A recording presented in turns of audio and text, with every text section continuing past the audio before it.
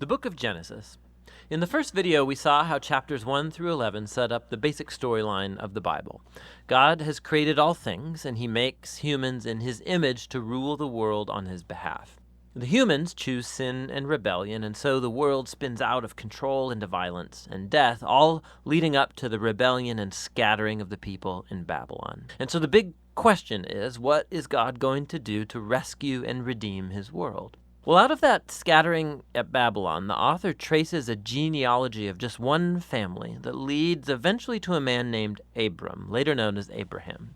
And God's promise to Abraham at the beginning of chapter 12 opens up a whole new movement in the story. God calls Abraham to leave his home and go to the land of Canaan, which God says will become his one day. And in that land, God promises to make Abraham into a great nation, to make his name great, and to bless him. Now, these promises are connected back to earlier parts of the book. So Babylon had arrogantly tried to make a great name for itself, and that didn't go over very well. But God, in his generosity, is going to bestow a great name on this no-name guy, Abraham. And God's blessing of Abraham echoes all the way back to that original blessing God gave humanity in the beginning. So the question is, why is God going to bless Abraham and his family? And the last line of God's promise makes this clear. So that all the families of the earth will find God's blessing in you. Now, this is key for understanding the whole rest of the biblical story. God's plan is to rescue and bless his rebellious world through Abraham's family. And this is why the whole rest of the Old Testament story is just going to focus on this one family, eventually called the people of Israel. This is also why Israel will later be called a kingdom of priests at Mount Sinai. God wants to use them to show all of the other nations what he's like. And ultimately, this is the promise that gets picked up by the later biblical prophets and poets who say that its fulfillment will come through Israel's messianic king, whose reign will bring justice and peace to all of the nations. Now, at this point of the story, none of that's clear. You just have to keep reading and watch the promise develop. And so the rest of the book focuses on Abraham and his family. First, Abraham himself, then his son Isaac, and then his son Jacob, and then Jacob's 12 sons.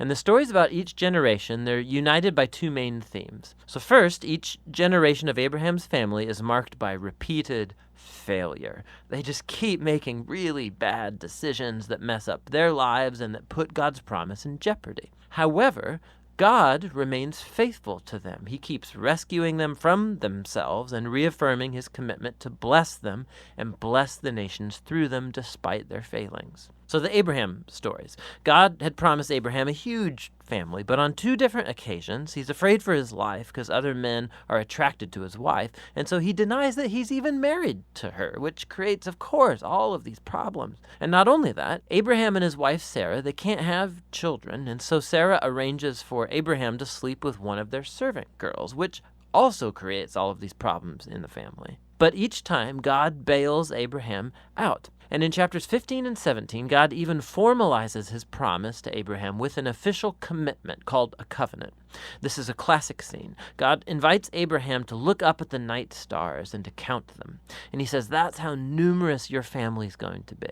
And despite all of the odds, having no kids and no way to have any at the moment, Abraham looks up in the sky and simply trusts God's promise.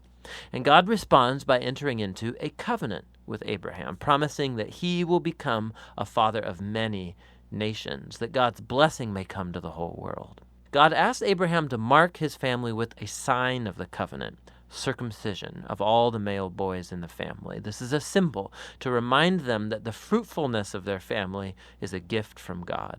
And so Abraham has lots of kids eventually, and he dies at a good old age. Now, the Jacob stories play out these themes even more dramatically. From birth, Jacob lives up to the meaning of his name, which is deceiver. He cheats his brother Esau out of his inheritance and blessing, and he does it by deceiving his old blind father, no less, and then he just takes off. He goes on to take 4 wives, even though he really only loves one, Rachel, and this creates all of these rivalries in the family. The only thing that humbles Jacob is being deceived by his uncle Laban, who cheats him out of years of his life. The tables have finally turned. And so it's a humbled Jacob that returns to his homeland. And in a very strange story, Jacob ends up wrestling with God as he demands that God bless him. Some things never really change, do they? However, God honors his determination, and he passes Abraham's blessing on to him. And he renames Jacob as Israel, which means wrestles with God. Now, it's this last part of the book, the story of Jacob's sons, where all the themes come to a head. Jacob loves his second to youngest son, Joseph, more than any of the others, and he gives him this special jacket. And the 10 older sons come to hate Joseph, and so they kidnap him, and they plan to kill him, but instead they decide to just sell him into slavery in Egypt, where he ends up in prison. Talk about family failure. But God is with Joseph, and he orchestrates Joseph's release from prison, and Pharaoh ends up elevating Joseph to second in command over all of Egypt. And so Joseph saves the nation of Egypt during a famine. And he also ends up saving his brothers and his family from starving to death. And so once again, we can see the folly and the sin of Abraham's family is met with God's faithfulness, who subverts even the evil of the brothers into an occasion to save life. And this is actually what Joseph says right near the end of the book. He says to his brothers, "You all planned this for evil, but God planned it for good, to save many lives." Now, these words are strategically placed at the end of the book because they summarize not only the story of Joseph and his brothers, but the book as a whole. From Genesis 3 onward, humans keep acting selfishly and doing evil, but this God is not going to leave his world to its own devices. He remains faithful and determined to bless people despite their failures. You can see this especially in how that mysterious promise about the descendant of the woman gets developed throughout the book. So remember, Genesis 3, God promised that this wounded victor would come and crush the snake and defeat evil at its source. And the author then connects this promise directly to the line of Abraham. This is a part of how God's going to bring his blessing to the nations. Now, from Abraham, this promise gets connected to Judah, the 4th son of Jacob. And this is how. In an extremely important poem in chapter 49, in aging Jacob, he's on his deathbed, he wants to bless his 12 sons. And when he comes to Judah, Jacob predicts that Judah will become the tribe of Israel's royal leaders, and that one day a king will come who will command the obedience of all the nations and fulfill God's promise to restore the garden blessing to all of the world.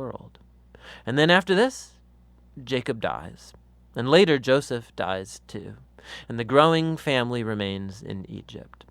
And so the book of Genesis ends with all of these future hopes and promises left hanging and undeveloped. And it forces you to turn the page to see how it's all going to turn out. But for now, that's the book of Genesis. Yes, man, we are wrapping up a 9-week series on Joseph. I hope you guys have been blessed, encouraged by it. I was talking to some men earlier this week and just going, man, what were your kind of takeaways? And we just talked about, man, everybody can relate to this because everybody's had some form of suffering. Everybody's had that time, those seasons where they felt alone or they felt abandoned by God. And this story kind of gives you the sense like that's not the whole story. Where we're at right now isn't the end. God's going to get us where he wants us to be, and that's a good takeaway. And so as we're wrapping up this series today, we're going to be looking at the final chapter of the book of Genesis and kind of the closure of it. But I wanted us to start in kind of a different place because how many of you have those times, the seasons, moments or seasons, or maybe it feels like most of your life where things are just not going your way? Where you just have thing after thing happen. You have relational difficulties, you have betrayal, you have people lying to you. You experience death, the death of a spouse or the death of a child, some sort of tremendous pain and difficulty, and it's just like thing after thing, season after season, scenario after scenario, and you go, I just can't take this anymore. I just can't do this anymore. It's like everything's against me. Anybody ever had that feeling before? Okay, how do you respond when you feel that way? Because we all experience that, like, everything is against me. And I wanted us to look because the story that we've been talking about, and I love the language that Brad used when he decided, hey, this is what we're going to call this series, Joseph and the Mysterious Glory of God. God's glory, the shining out of his goodness and greatness into the world. That's what glory is. How do we see that in this? But in the Bible, this whole story is from chapters 37 all the way to 50 of Genesis, and it starts out by saying, this is the story of the sons of Jacob. The whole story is larger than Joseph. It's about the sons of Jacob. It's about Jacob's family, the grandchild of Abraham. And when you look at Jacob's experience of this whole story, it feels different, because he experienced the loss of his wife and then the loss of his son. And the story, as we've been leading up, you hear how he hasn't had his son for like almost 2 decades, and then he loses another son. And he's got famine going on. And can you imagine the intense feelings of disappointment and frustration and like, what is going on? Everything is collapsing around me. Listen to what he says. When his sons come back, he's in the land that God had promised him, but there's famine, and so he sent his sons into Egypt to go and get some food because someone has saved up and stored up grain that they can get for their family. And he gets there, and then they tell the story. They don't know it's Joseph they're talking to. They tell him the story of his family about how he has a little brother, and he says, well, don't come. I think you're spies, and don't come back here unless you bring your younger brother as proof that you're not lying. And so when they come back and tell their dad, hey, they actually arrested Simeon, they're holding him in jail, and we can't go back and get any food unless we bring Benjamin. Listen to what he says. Genesis 42:36, it says, their father Jacob said to them, you have deprived me of my children. Joseph is no more, and Simeon is no more, and now you want to take Benjamin? Everything is against me. Do you hear his perspective here? Everything is against me. Everything is wrong. Everything. And he goes, why did you tell him about Benjamin? Why did you tell him about that? What if I lose Benjamin too, is what Jacob's saying. I just couldn't handle it. And the sons are like, we know that this is going to kill dad if something happens. So you see Jacob's perspective here. It's like everything's a disaster in his life too. Everything's full of pain in his life too. The way he describes himself later is, my life has been full of trouble. Well, when we get to the chapter that Mark preached on last week, 45, it's the chapter, in many ways, it's like the climax, it's the pinnacle of the story where Joseph reveals himself. He unveils, it's me, the one you sold into slavery. I want you to look, because I want you to see what Joseph's perspective is. We're going to be looking at a couple different perspectives this morning. This is Joseph's perspective. Jacob's was, why did you tell them about these things? What if this happens with Benjamin too? What if I lose him too? Everything is against me. That's the voices that are going on in his head. Genesis 45, we're going to read 3 through 11. This is right after Judah has said, take me in the place of Benjamin. He's acted as this substitute, and it does something to Joseph when he realizes that Judah has really changed, that something's really taken place with his brothers, and it's a breakthrough moment where he begins to weep, and he says this, I am Joseph. Is my father still living? But his brothers were not able to answer them because they were terrified at his presence. This is the first time they recognize the one they sold into slavery is now in front of them, and he is the most powerful person under the king of Egypt. It's their brother that they sold into slavery. And he says, Joseph said to his brothers, come close to me. And when they had done so, he said, I am your brother Joseph, the one you sold into Egypt. And now, do not be distressed and do not be angry with yourselves for selling me here, because it was to save lives that God sent me ahead of you. Now for 2 years now there's been a famine in the land, and for the next 5 years there'll be no plowing or reaping. But God sent me ahead of you to preserve for you a remnant on earth and to save your lives by a great deliverance. Look at him, it's the second time he said that. God sent me. God sent me ahead of you. So then, it says, but God sent me ahead of you to preserve for you a remnant on earth and to save your lives by great deliverance. So then it was not you who sent me here, but God. He made me father to Pharaoh, lord of his entire household and ruler of all Egypt. Now hurry back to my father and say to him, this is what your son Joseph says, God has made me lord of all Egypt. Come down to me, don't delay. You shall live in the region of Goshen and be near me. You, your children, your grandchildren, your flocks and herds, all that you have, I'll provide for you there. Because 5 years of famine are still coming, and otherwise you and your household and all who belong to you will become destitute. So Joseph's perspective when his brothers finally get here, he says, don't be distressed, don't be angry with yourselves, and he gives the reason why. This is how Joseph sees the entire situation. And we've been tracing the storyline for the last 9 weeks. For the last 8 weeks, we've been looking at the whole theme of how Joseph has experienced the betrayal of his brothers, the hatred of his brothers, the slavery in Egypt, the false accusations, the pit, being forgotten, all these things. He goes, God sent me ahead of you. God sent me. It was not you, but God. The brothers, they're like, we know it was us.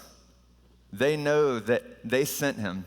They know that they hated him. They know that they got 20 shekels of silver to sell him as a slave and down into Egypt. They know exactly what they've done. And he goes, no, it was God. God was doing something here. God was at work here.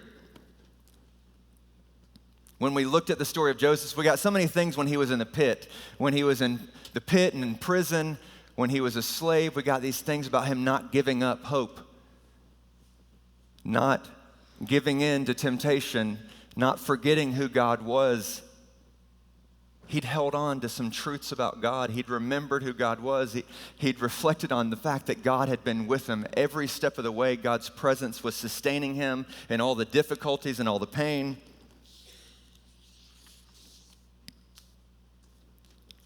So in 45 or 45 that Mark talked about last week, their reconciliation happens. He unveils himself. He weeps over them. He weeps over his brother Benjamin and over his other brothers, and he's like, send Dad to come here. And so his dad Jacob does come. Can you imagine the family reunion that got to take place there? Can you imagine for Jacob that he finally gets to see his son again? They just wept over each other.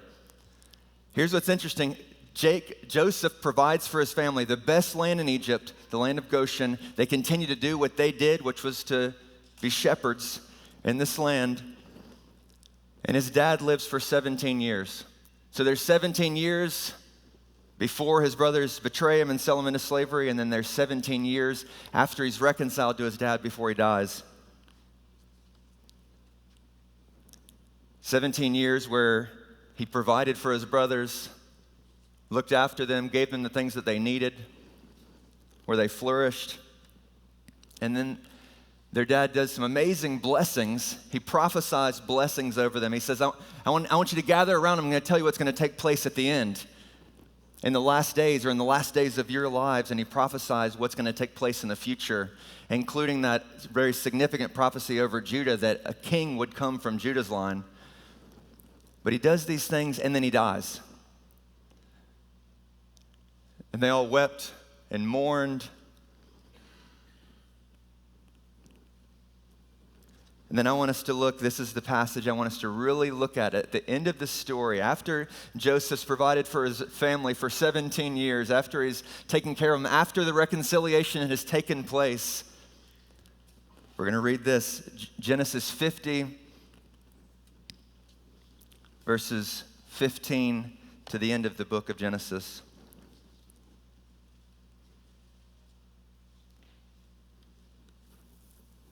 When Joseph's brothers saw that their father was dead, they said, what if Joseph holds a grudge against us and pays us back for all the wrongs that we did to him? So they sent word to Joseph saying, your father left these instructions before he died. This is what you're to say to Joseph. I ask you to forgive your brothers the sins and the wrongs that they committed in treating you so badly. Now please forgive the sins of the servants of the God of your father. When their message came to Joseph, Joseph wept. And his brothers then came, after they sent the messenger, and they threw themselves down before him. We are your slaves, they said. But Joseph said to them, don't be afraid. Am I in the place of God? You intended to harm me, but God intended it for good, to accomplish what is now being done, the saving of many lives.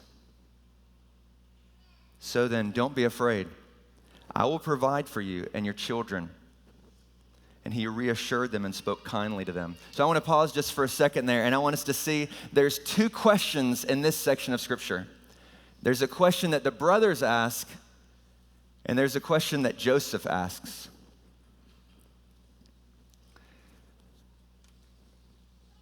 They've all experienced so much tragedy, pain, trauma, difficulty. Now they've lost their dad. I know many of you have experienced the unsettling realities that take place when you lose a parent. They lose their dad, and they start thinking, what if? What if? Let's look at what it says. Let's put it on the screen there. It says that they began to ask themselves, what if Joseph holds a grudge against us and pays us back for all the wrongs we did to him? What does that tell us? This is 17 years after that moment that we talked about last week where Joseph reveals himself as the one that they had sold into slavery, their brother, now the most powerful person, the most powerful military empire in the ancient world. He's now the Lord over the land of Egypt. And he goes, don't be distressed, don't be worried. Remember what he said 17 years before? God sent me ahead of you. This was God. God was working something here. God was about something good here. God sent me ahead of you to save your lives by great deliverance. God sent me ahead of you to do something really important in Egypt, even to these nations, to provide for people. God did that. 17 years earlier, Joseph had that perspective. And here it is 17 years later, and the brothers, when their dad's gone, start wondering, I wonder if there was actually forgiveness, or if Joseph was just holding back until dad died. Were we really forgiven? Was there real reconciliation? Is he really going to provide for us? Was he only doing that because dad was alive? Now that dad's gone, we're dead meat. That's the question that they're asking. What if?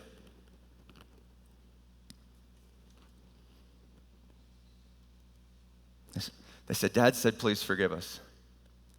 We're your brothers. Dad said, please forgive us. So please forgive the servants of the God of your father. For the sake of your dad, please forgive us. But look at what Joseph says. This is just incredible. Because I think we probably have more in common with Joseph's brothers than we do with Joseph in this story, where we're kind of like Jacob. We're like, everything's against me. We're kind of like the other brothers. What if we're actually not in right relationship? What if he's actually going to kill us? What if he's been holding something against us the whole time? It can't possibly be he's really been providing for us because there's real forgiveness. It can't possibly be that God's been at work here. We got to do this for ourselves. We got to take care of ourselves here. Let's let him hear, Dad told you to make sure and forgive me. Look at Joseph's perspective here. And look at the question that he's asking. Man, the questions that we ask ourselves are just so important. The questions that we ponder and think through, they're just so important. Look at what Joseph says. Verse 50, 19, chapter 50, verse 19, he says, don't be afraid. Same thing he said 17 years before. Am I in the place of God?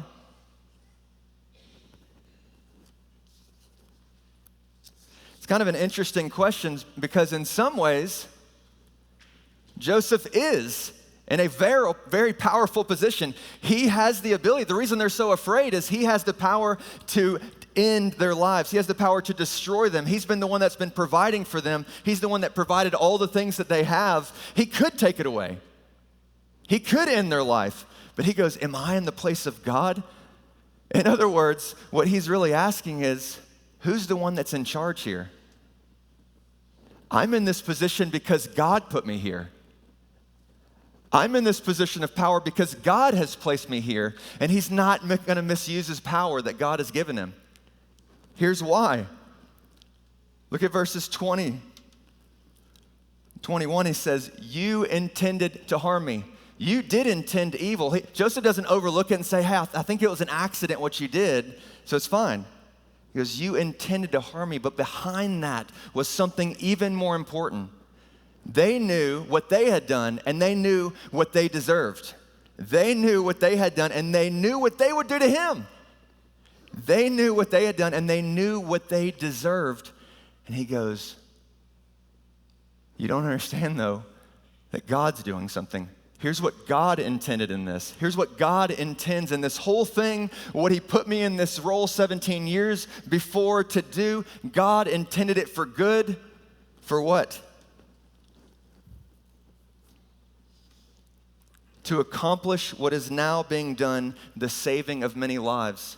They had intended evil, all the pain, all the difficulty. They had sent Joseph into that, but God had intended to bring about something amazing through it, the saving of many lives. That's what God's like. In the midst of even the intentions of people to do evil, God is bringing about something great. This is what God's like. And he said again, don't be afraid. I'll provide for you and your children.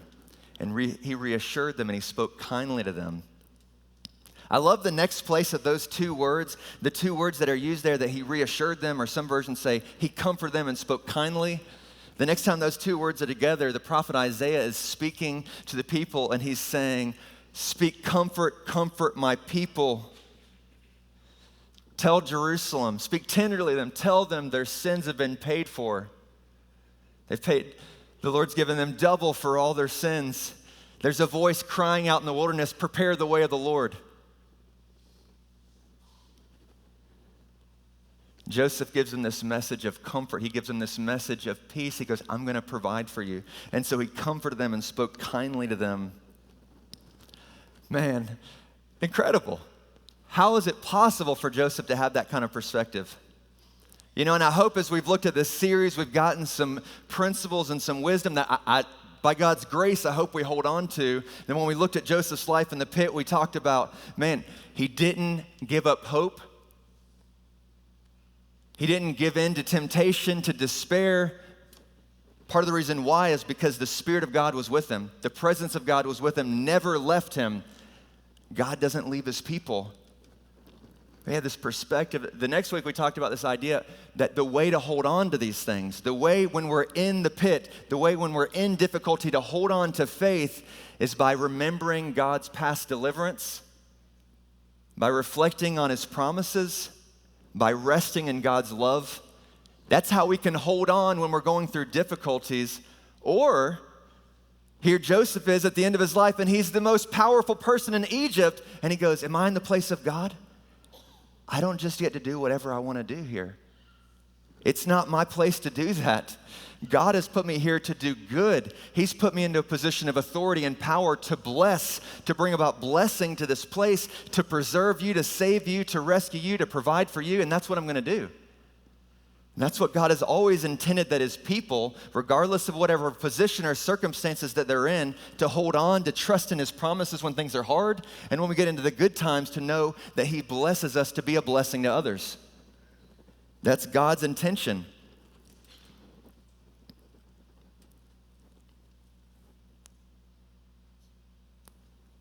It tells us at the end of the story of Genesis that Joseph stayed in Egypt. I'm going to read the final couple verses here. Along with his father's family, he lived 110 years and saw the third generation of Ephraim, which is his son's children.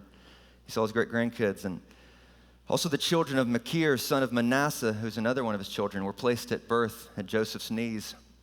Then Joseph said to his brothers, I'm about to die. So you can imagine his brothers are really old too. He's 110, his brothers are older than he is.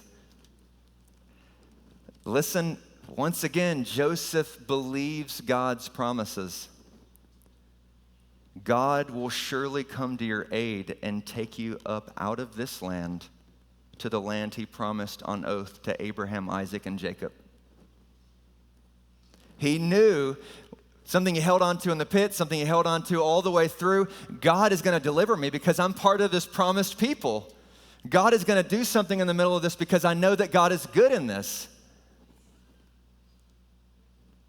God made a promise to Abraham that he'd give him seed, He'd make him into a great nation, that he would give him a land, and that he would bless him so that the whole world would be blessed through him. Joseph knew those promises that had been made to his great-granddad and to his granddad and to his dad, and he goes, listen, we're here now. I know that God will come to your aid and he'll bring you to the promised land. This isn't going to be the end of the story. Like, we read the story like, oh, that was a beautiful ending to this story. But the reality is, they're still not in the promised land that God had made a promise that he would bring them to. They're in a pagan country that worshiped other gods. God's providing for them there, but it's not the end of the story. I do want to say, man, the story of Joseph, we can learn so many things from Joseph that we want to be able to hold on to ourselves. We can learn a bunch from his brothers, what we're prone to do, to doubt. But we can know a lot of Bible stories and not know the story of the Bible. That God has always worked through promises that he's made to a family. He's not arbitrary in the things that he does, that God has purposes that he's going to accomplish, and he chose to do it through a particular family. It's mysterious because when you look at it, it's like, okay, he chose a family. He chose Abraham, who was from Ur, which is modern-day Iraq, a nomadic shepherding family. He calls them out of a group of people who worshiped other gods, and he called them and made these promises to this nomadic shepherd, and he said, through you, all the peoples of the world are going to be blessed. What? That's God's rescue mission, is to use this shepherding family to bring about a blessing to the world. But if God makes promises, he's going to keep those promises. And the whole story of the Bible is the way that God has chosen to work through Abraham's family, Isaac, Jacob, who became Israel. It's why, like, the whole Old Testament is basically the story of Israel, because it's who God has promised to work through. We can hear the story and say, that was amazing that God did that to that person. I hope it does encourage us. But if that was the end of the story, that wouldn't really be good news for us if it wasn't for the promised one that did come from Abraham's family. The promised one that came from Jacob's son Judah. The promised one that came through the line of David, who God had made promises to. Through you, I'm going to place one on the throne who's going to rule and reign forever. How's God going to do that? Well, there was one who came. There's one who came from the line of Abraham, Isaac, and Jacob. He came from the line of Judah. He was a descendant of David. He was known as the son of Joseph, the true son of God who came. And just like when we read the story of Joseph, which is amazing, the thing about the way that God accomplishes blessing to the world, because he promised to do it, but the story of Joseph actually gives us a pattern, and it points to the way that God brings about his blessing in the world. Because it's a surprising way, like when Joseph has this dream that he's going to be in this place of rule and his brothers are going to bow down to him, and he ends up as the Lord of all Egypt. You're like, how did he get there? How is it possible that this shepherd guy ends up as the most important ruler in Egypt at the right hand of the Pharaoh? How's that possible? It wasn't through military might.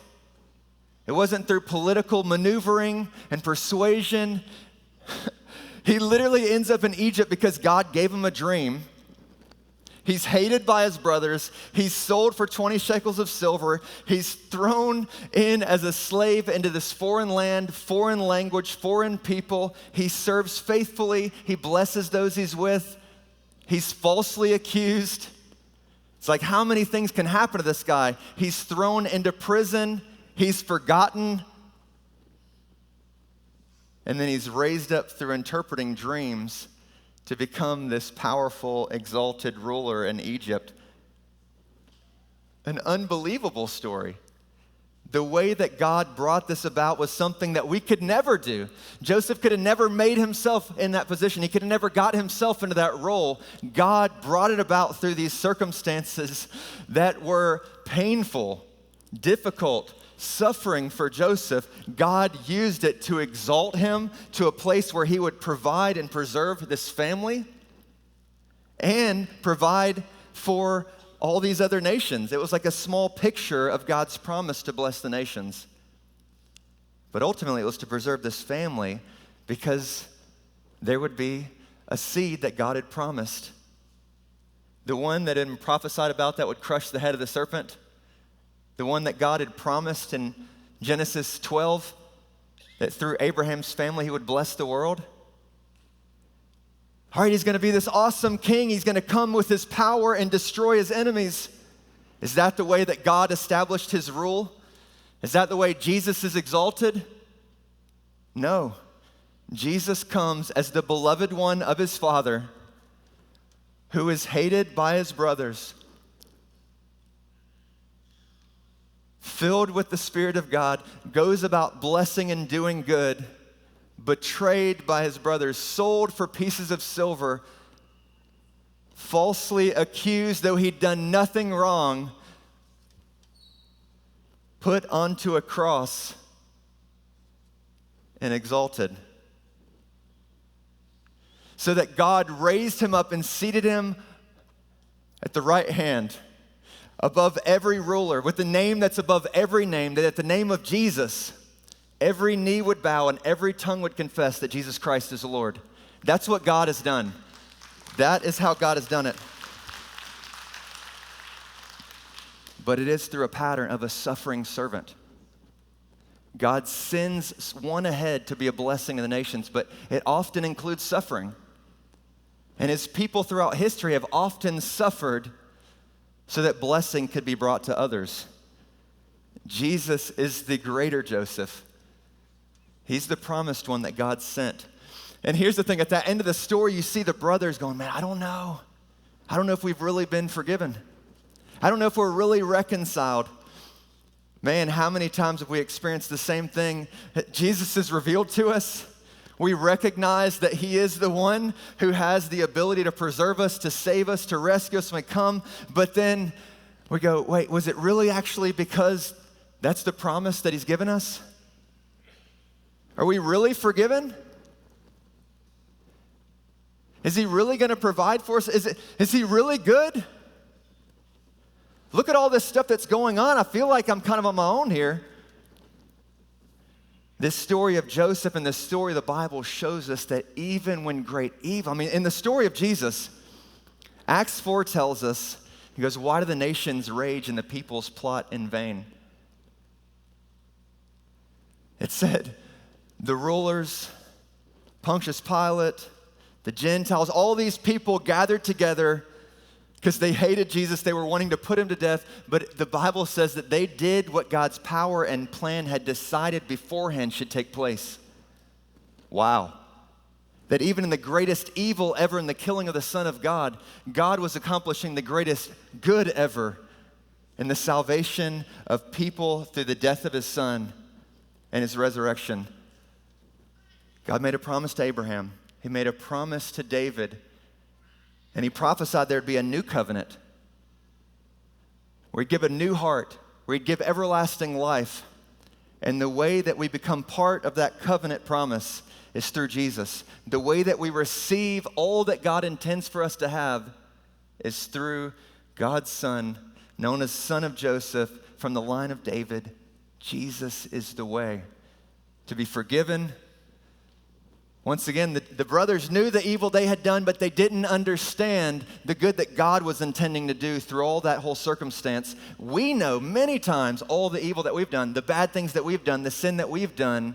We've got to come into the reality that God intends good. He sent his Son for good. His desire isn't that any should perish, but that all should come to a knowledge of the truth. His desire is that we would come to him and receive the gift of life that he has for us. So as we're coming to the end of this series on Joseph, I do want us to be able to just hold on to the things that this teaches us about what God is like. Even when people do intend evil, that God intends good, that God has a purpose that's good in the midst of pain. He's got promises that he's made that he will bring about. We should know what those promises are and what they aren't. Or we don't want to hold on to things that God never said that he would do. Joseph did not have an easy life. His promise was not that blessing would come in such a way that he wouldn't experience difficulty or trial or pain or any of those things. God didn't promise that, but he did promise blessing to this family and blessing to the world through this family.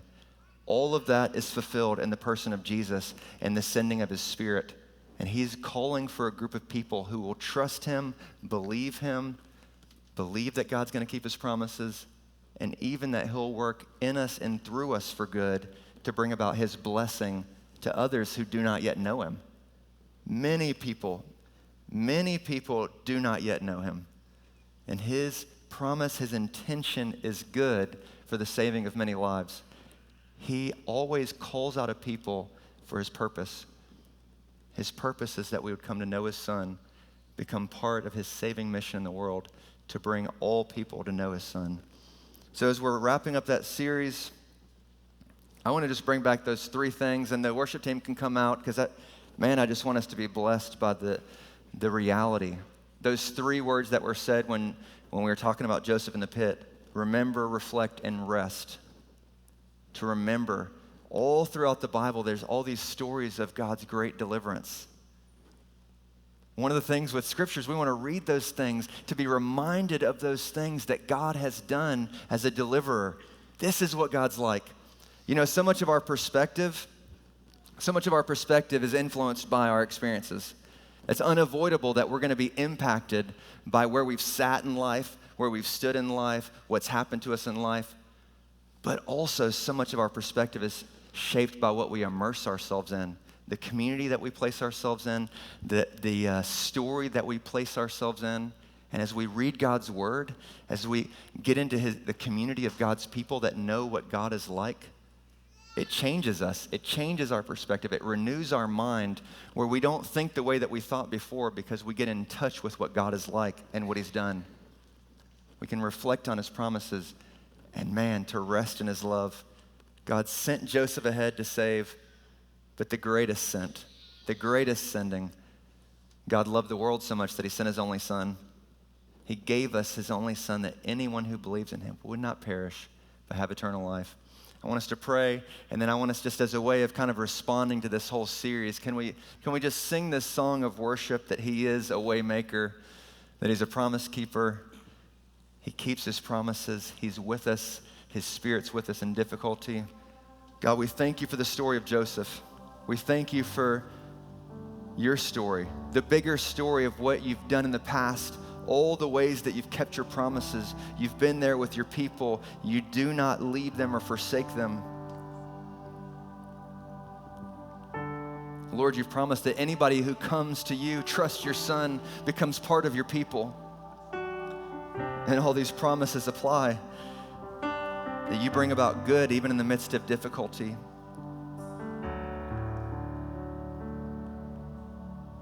Oh God, give us a revelation of your promises. Help us to remember what you've done. Help us to rest in your love. You have the final say. Your actions are decisive. Thank you that you intend good, Lord. We bless you and thank you. Strengthen this church with this message. Strengthen us with confidence that you're at work, that you uphold us, that you sustain us, that you're accomplishing things even in the midst of great tragedy, difficulty. You are good in the midst of it, Lord, and we honor you. We say thank you in the name of Jesus. Amen. Let's just stand together. Let's sing this as an act of worship. Maker, miracle worker, promise keeper, light in the darkness, my God, that is who you are. Sing it with me. Waymaker, miracle worker, promise keeper, light in the darkness, my God, that is who you are. And you are waymaker, miracle worker, promise keeper, light in the darkness, my God, that is who you are. You are waymaker, miracle worker, promise keeper, light in the darkness, my God, that is who you are. keep worshiping for a few minutes, but may you go with the peace, knowing that God is at work. God is greater. God is stronger than any obstacle, any difficulty. For those who've been called according to his purpose, those who've trusted him, those who've given him their lives, he works everything for good. The greatest difficulty, oh God, help us to do all things for your glory. Knowing that you're at work. When you give us blessing, help us to use it to bless others. When we're in difficulty, help us to remember that you're with us, that you're going to work this for good. We honor you. We say thank you for Jesus. It's just through him. It's in his name we pray. Amen. May God bless you guys. Have a great week. You can stay and worship with us if you want to. Even when I don't see it, you're working. Even when I don't feel it, you're working. You never stop working.